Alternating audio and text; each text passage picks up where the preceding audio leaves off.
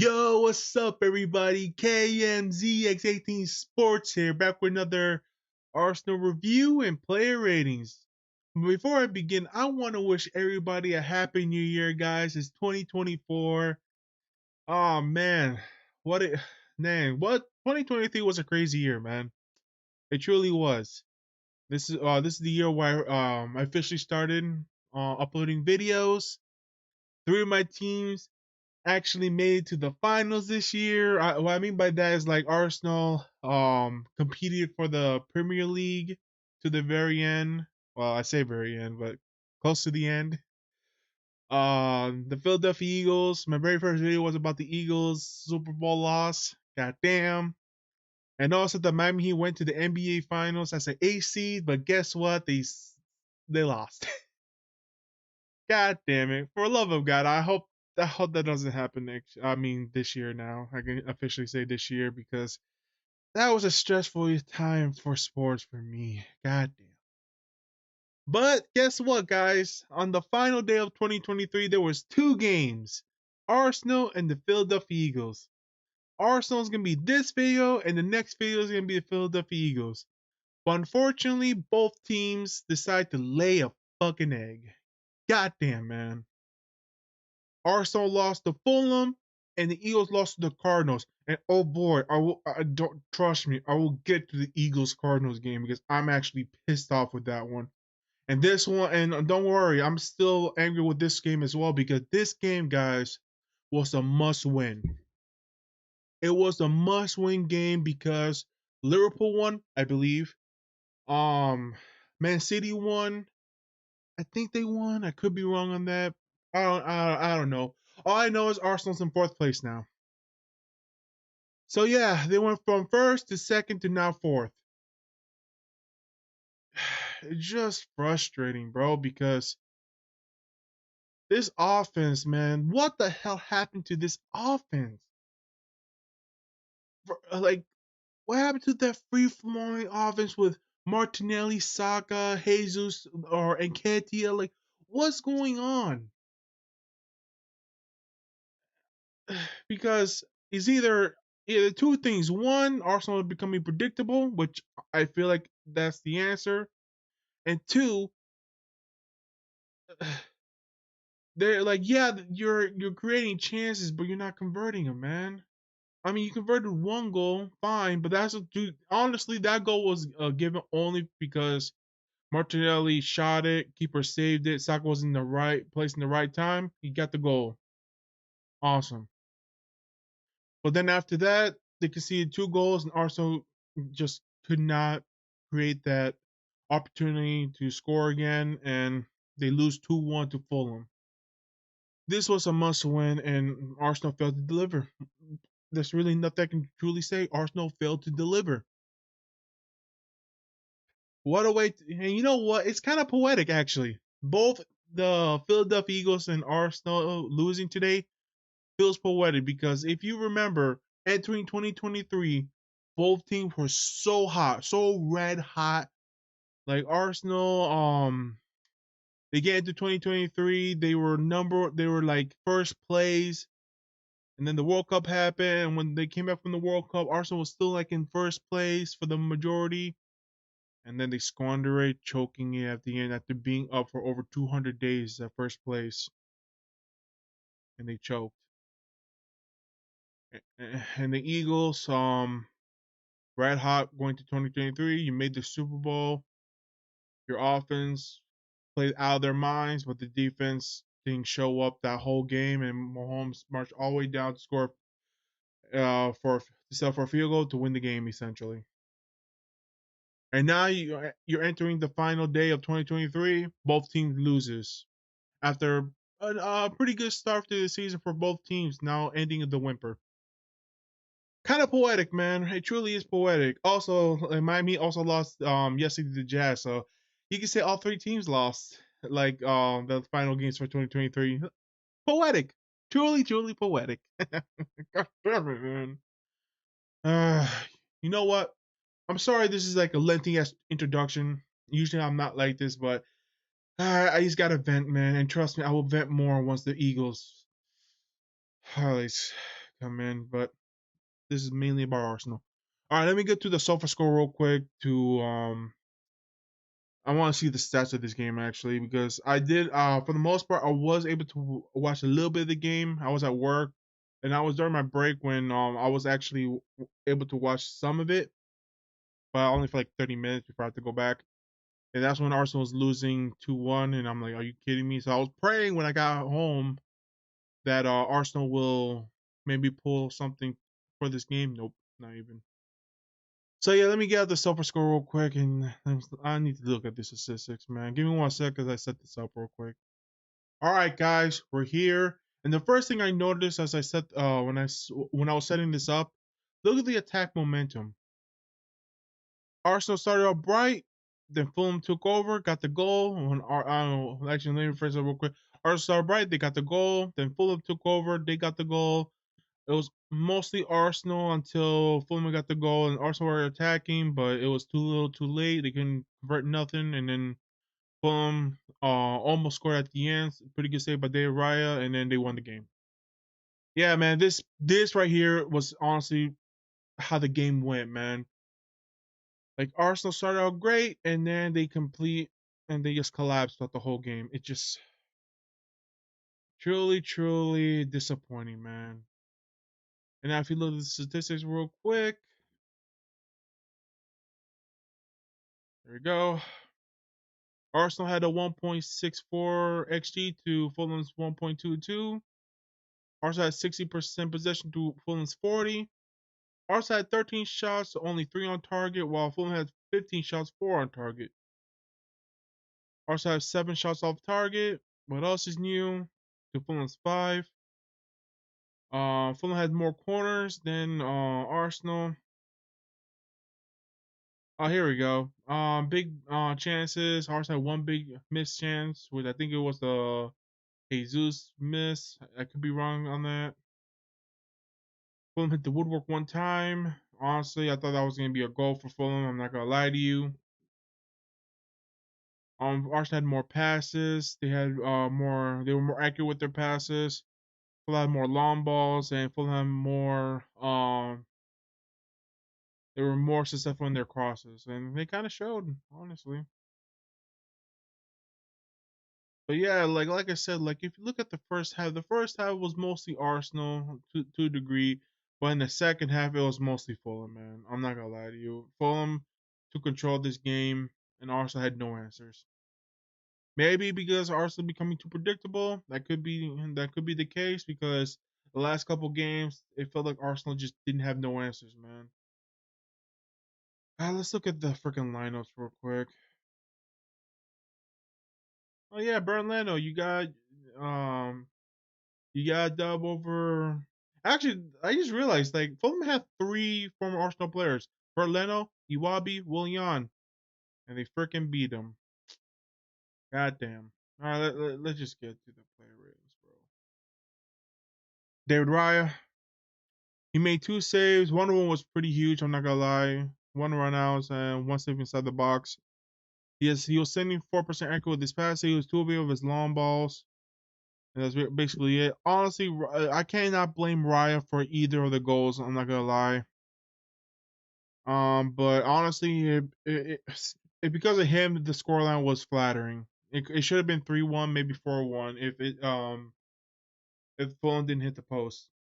It was that bad, man.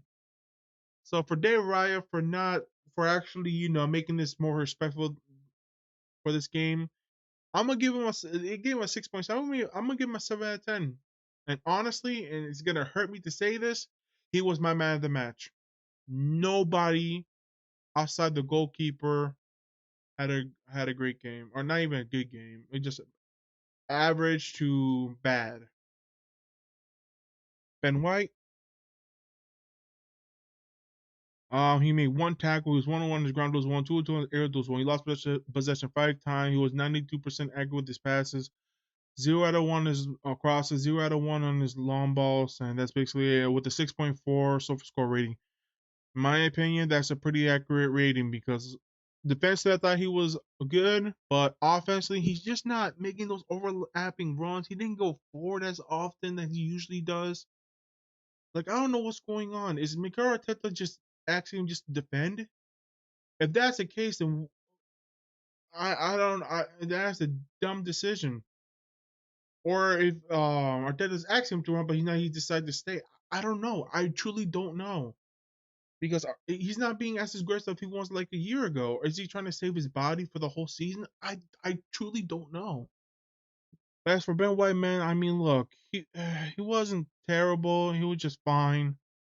I'm gonna get. I'm also, yeah, I'm gonna give him a 6 out of 10 for me. William Saliba,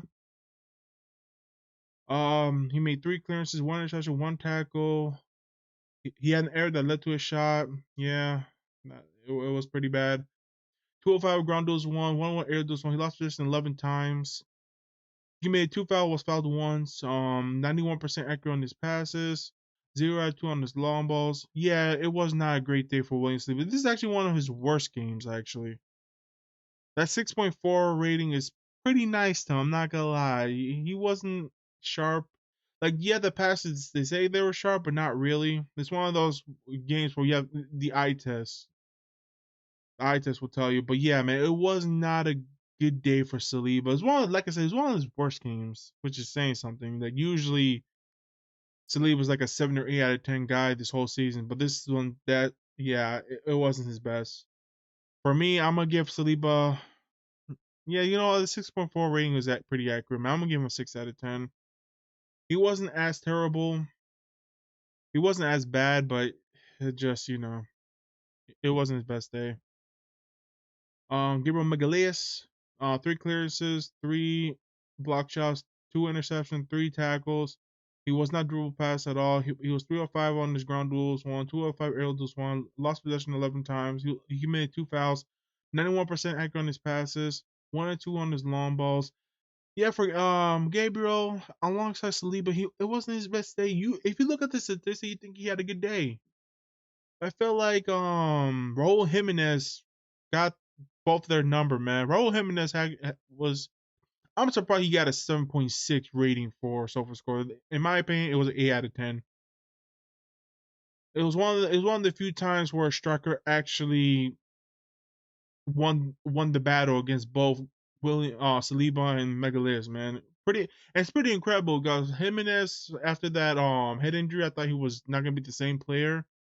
It took a year, but he's honestly now back to his best, man. So I'm happy for him on that one. But yeah, it's just unfortunate, man. Just both Gabriel Magalhaes and Wilson lost about the Raul Jimenez. Yikes. Overall, yeah, I'm gonna have to give Gabriel a 6 out of 10 for me. That they niced you on that with that rating. Jakob Kiwior, he made 1 clearance, 1 interception, 3 tackles. He was drill past one. He was 3 or 4 on his ground duels. One. He didn't win his air duels. One. He lost possession 3 times. 92% accurate on his passes. 1 on his long balls. Yeah, Jakob Kiwior started because Zinchenko was out with the injury, and yeah, it wasn't his best day either. He only played 45 minutes. In that first half, Bobby Reid was having his number. Honestly, he was struggling a little bit, like marking. Honestly, I feel like I said, for Jakob Kiwior, I feel like he's a much better center back than as a fullback, and this game showed because after I think Arteta realized, yeah, he's not really, he's really struggling against Bobby Reid, so he put in Tamiyasu, which actually was a right decision. But unfortunately, it still led to a goal at the very end. Unfortunately, or it still led to Fulham goal in the second half. Yeah, so for Jakob Kiwior, 6.7 rating. I might have to give him a 5 out of 10. Actually, honestly, Bobby Reid was having his best day against Jakob Kiwior, which is yeah, it's not what you want to see. Martin Odegaard, he he was 91% accurate with his passes, 3 key passes, 1 or 2 on his crosses. He had 2 shots off target. He was 2 or 3 on his dribble attempts. 4 out of 9 on his ground was one. 0 out of 1 aerial was one. He lost possession 11 times. He committed 1 foul, but was fouled twice. He made 1 clearance and he was only drilled past once. Yeah, he tried to make things happen. I wish his both shots attempts were better, but it is what it is. Yeah, like I said, like he tried, but they just couldn't break down Fulham, man. Unfortunately. So overall, because of that 7.1 rating, I'm gonna give him a 7 out of 10, man. I thought he was decent today. Declan Rice, 94% on his passes. He made one key pass. He was 0 out of 2 on his crosses. 0 out of 1 on his long balls. He had one shot off target. He was 3 of 3 on his dribble attempts. 4 of 5 was ground duels won. 1 of 4 aerial duels won. He lost possession 9 times. He made 2 clearances. He blocked 2 shots. He made 1 tackle, and he was tripped as it was. Sorry about to sneeze again, maybe. Not yet. Okay. So for Declan Rice, I thought alongside Martin Odegaard, he tried, but he just again they just could not. They could not get that pass, that key pass, or actually they were afraid they didn't get that pass that could result to a goal. Man, they were just. He was a much better defender than as an attacker, in my opinion. But yeah, I mean, it was a better performance than this game than West Ham game. But overall, yeah, unfortunately, I'm still the whole team struggle. I'm gonna give Declan Rice 7 out of 10. That's about right. Was his rating? Kai Havertz, good to have you back, but you didn't really do much, honestly. 87% accurate passes, one key pass, 0 out of 1 is dribble attempts, 1 of 3 ground duels, 1 of 2 aerial duels, lost possession 6 times, committed 1 foul, was fouled once. He got the interception and he'll dribble passes once. Yeah, he tried to go forward. He tried to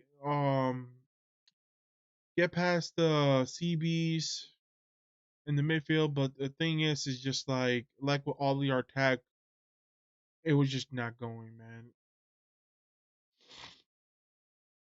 It was just not going through, and unfortunately, yeah, he tried, but it just didn't happen, and yeah. Overall, I'm gonna give Kai Havertz a 6 out of 10. But good to have you back, man.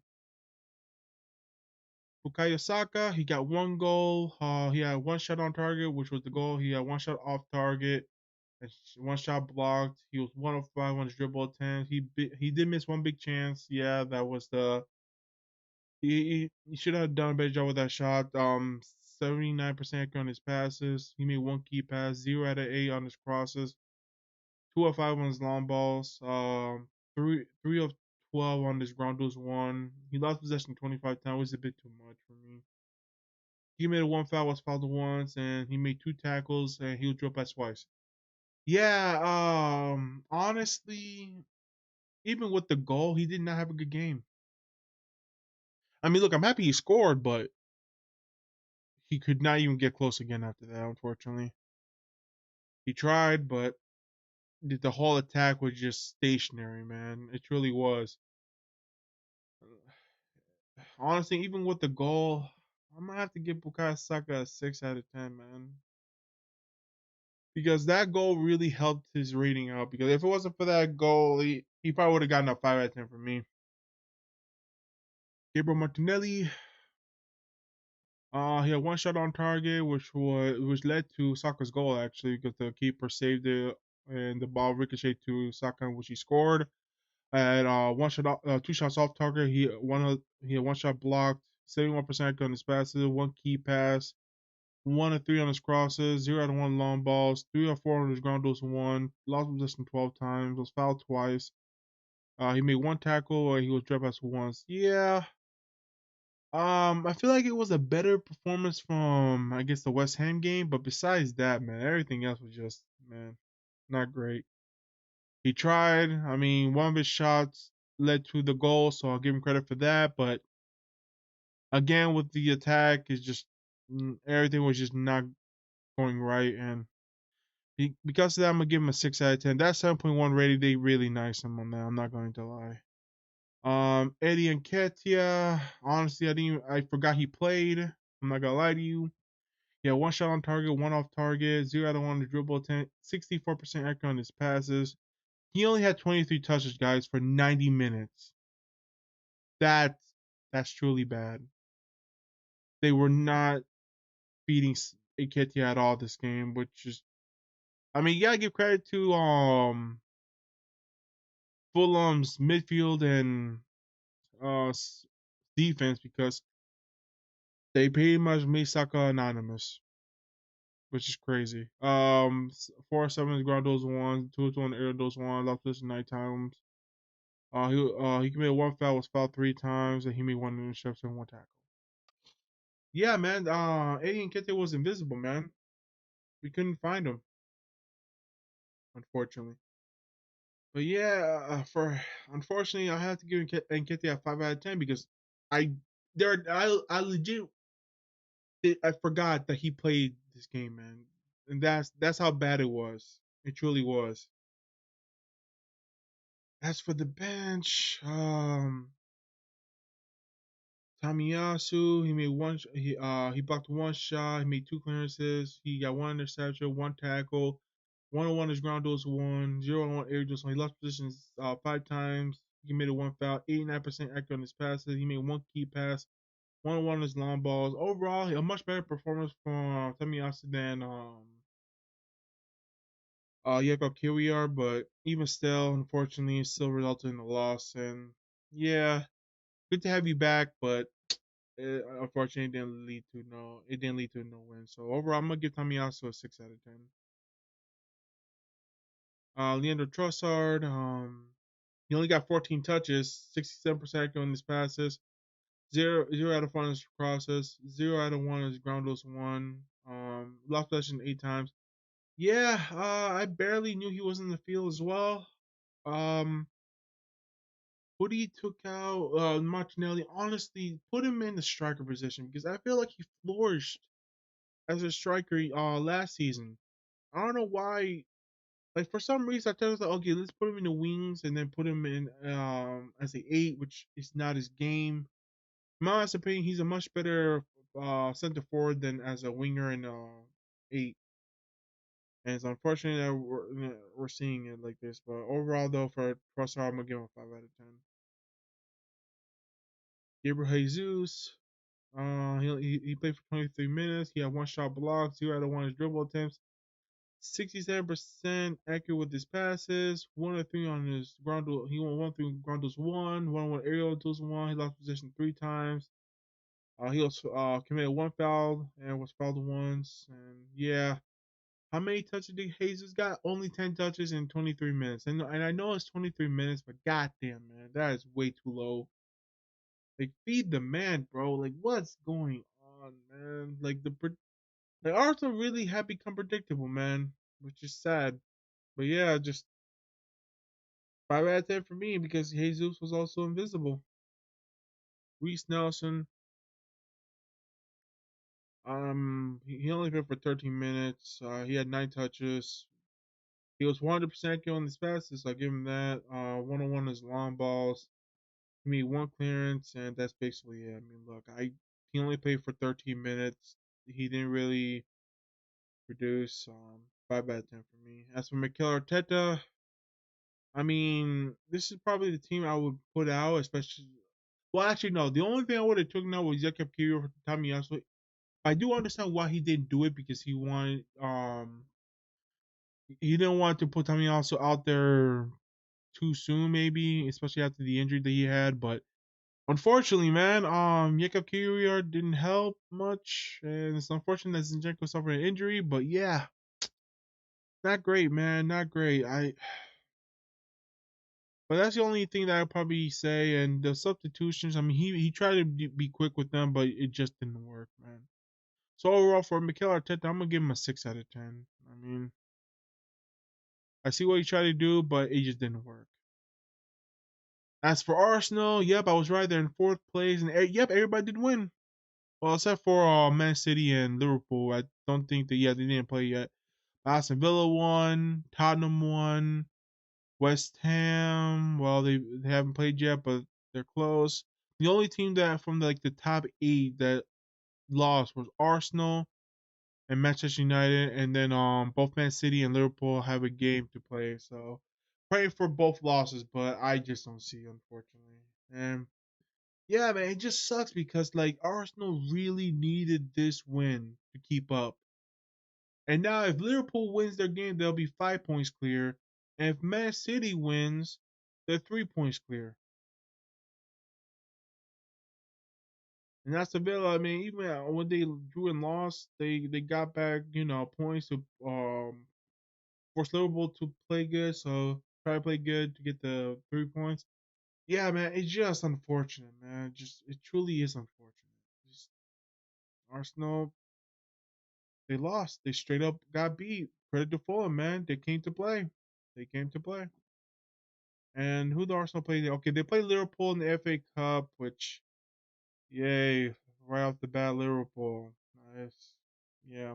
And then after that, Crystal Palace, which uh is always tough against them for some reason, but it is how it is, man. I thought Fulham would be like the game that Arsenal be back on track. Well, I was proven wrong. So yeah, it's not looking good, man. Starting the new year is not looking good. I'm not gonna lie. Hey, look, and I get that it's still like what 18 games left, and there's still a lot. There's still enough. There's still time to turn this around, but man, Arsenal need to start producing right now. If they drop 3 more points, that's it for the title race. That's truly it for the title race. At that point, just focus on the Champions League. Maybe hopefully get the results against Porto. But yeah, if they lose against Crystal Palace, man, it might just look like Arsenal's title hopes are probably gone after that one. And I'm hoping I'm wrong. But yeah, tough. All right, guys, that's it for me. Like and subscribe will help a brother out. Man, we're starting New Year strong, man.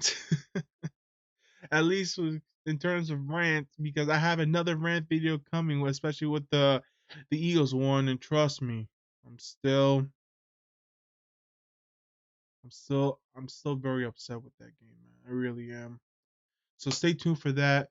And hopefully, and also, guys, I hope you guys had a great 2023, and hopefully 2024 will be awesome. And yeah, man, I'll catch you on the next video, man.